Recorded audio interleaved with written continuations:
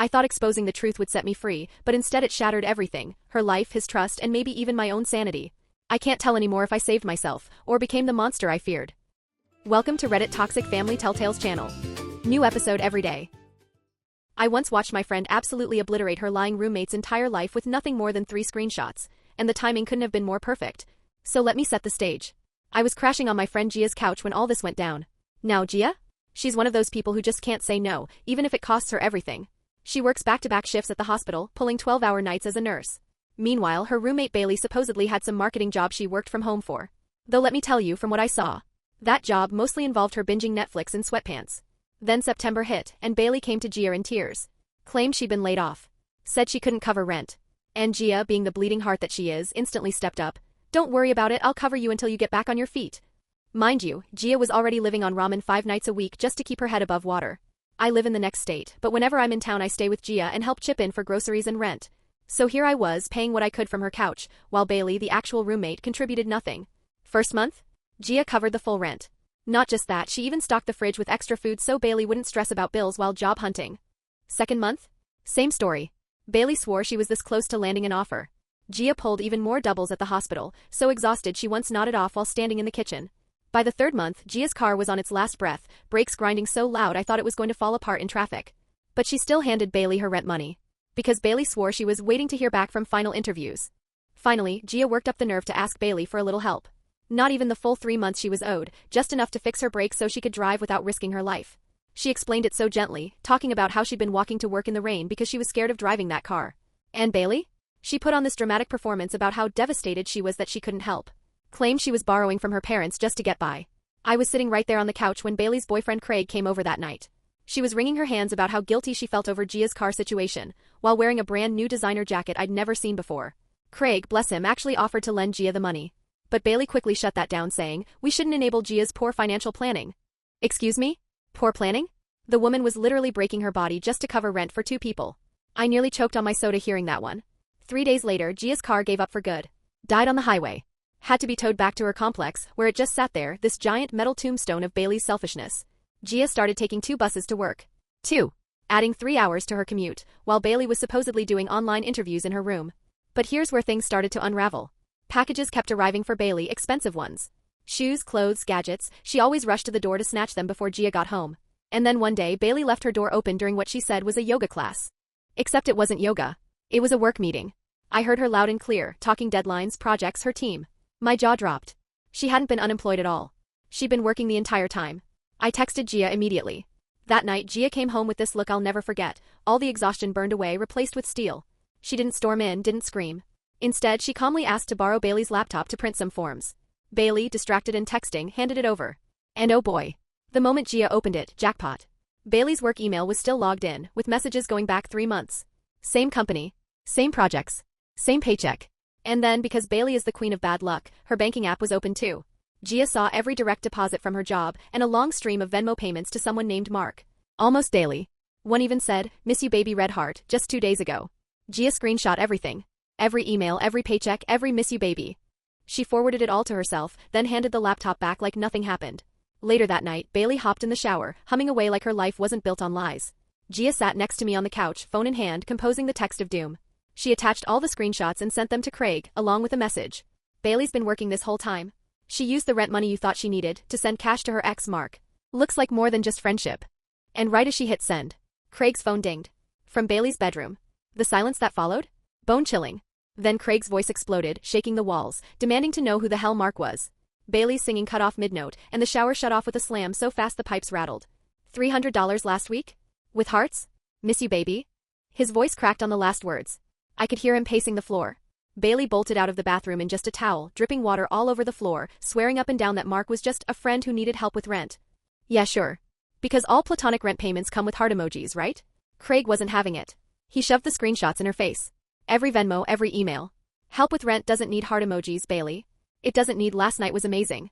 And what's this about project deadlines at the job that supposedly fired you? She tried to grab the phone, but Craig held it high. She broke into her fake crying routine, sobbing about being ashamed about her sick mom. But Craig?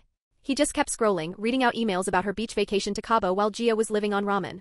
By the time Craig whispered, "Were you ever really with me, or was I just your cover while you sent money to him?" I felt my own stomach drop. He grabbed his bag, stormed out, and slammed the door so hard one of Gia's framed nursing certificates crashed to the floor. Shattered. And Bailey? Standing there soaked, mascara streaking down her face, shrieking at Gia, "You had no right to go through my laptop. That's illegal." Gia, cool as ever, didn't even look up. "You handed it to me. You left it logged in. That's not hacking. That's just stupid." Then she laid down the hammer. "You owe me 3 months' rent and utilities, $4,200. You've got 30 days or I'm taking you to small claims court. And just so you know, lawyers aren't allowed there." Bailey's threats, police, hacking, jail time meant nothing. Gia just kept pulling up more screenshots. Instagram posts flaunting designer bags. LinkedIn listing her as still employed. Uber rides charged on nights she claimed she needed bus money.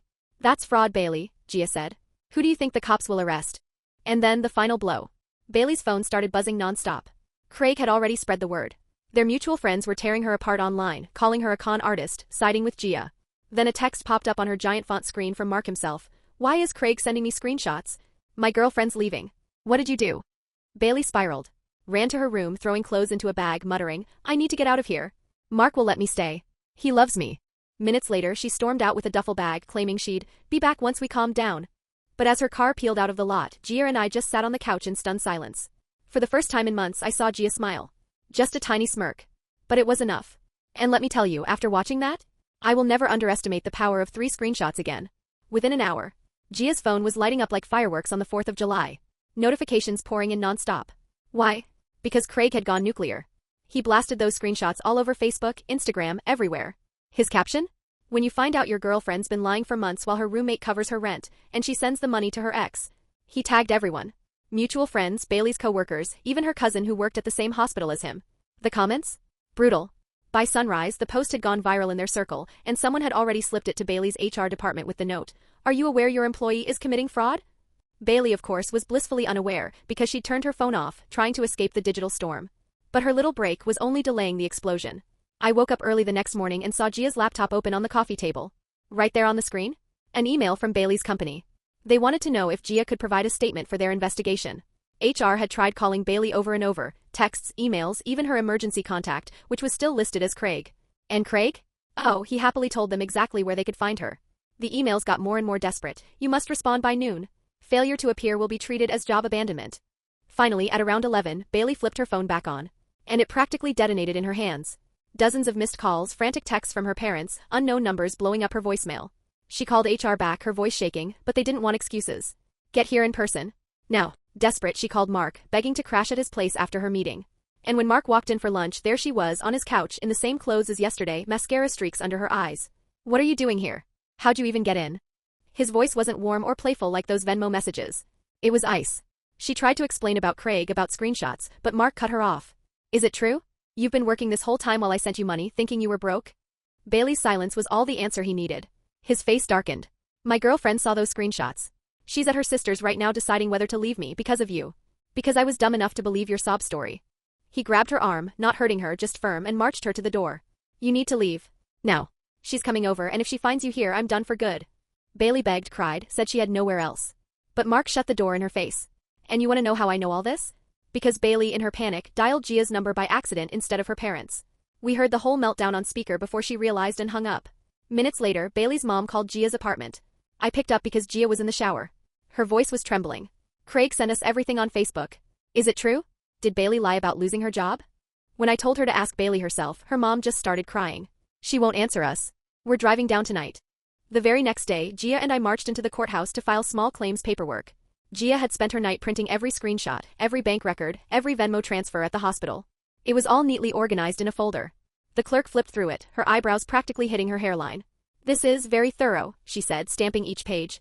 "Filing fee, $80. I paid it since Gia's account was still wrecked from months of covering double rent. That afternoon, Bailey dragged herself into HR looking like she'd been hit by a truck. Same wrinkled clothes, dark circles under her eyes. But HR already had the full dossier printed, Craig's viral post, proof she'd lied about being laid off, evidence of what they called time theft. The HR manager's voice was flat. "You're terminated immediately for violating our honesty and integrity policy." Security stood by as Bailey packed her desk into a cardboard box while co-workers peeked from their cubicles, whispering. That night, Bailey came pounding on the apartment door, voice hoarse from crying. "Please, Gia, drop the lawsuit. I've lost everything, my job, Craig, even Mark won't talk to me. Isn't that enough?" Gia didn't even open the door. Just spoke through it, calm as ice. "You made your choices while I walked to work in the rain and ate ramen. Now live with them." Bailey's voice cracked, screaming that Gia had ruined her life over money that didn't even matter. That insurance would have covered it if Gia had just been patient. Gia turned the TV volume up until her voice was drowned out. Eventually, footsteps stomped away and a car door slammed. The very next morning, the landlord called Gia. He'd seen Craig's post too. Is it true Bailey's been lying about rent while employed? When Gia confirmed, his tone hardened. That's a lease violation. I'm starting eviction immediately. I don't want tenants like that in my building. As if that wasn't enough, Bailey's credit cards started getting declined. Craig had removed himself as an authorized user, and the banks froze the accounts while investigating fraud claims. She even tried to buy gas, but her card got declined.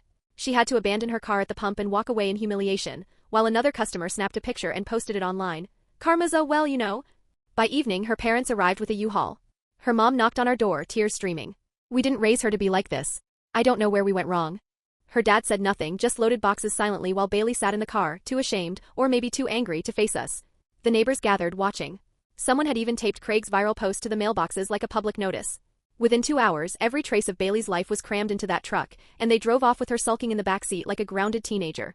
For a moment, it felt like peace had finally returned. But then, a few mornings later, while I was making breakfast, I heard a loud thud. I ran into the kitchen and found Gia on the floor. Collapsed.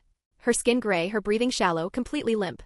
My hands shook as I dialed 911, trying to remember how to keep her airway clear while begging her to wake up. The paramedics arrived fast. They checked her vitals and said it was severe exhaustion and dehydration. Her body had simply hit its limit and shut down.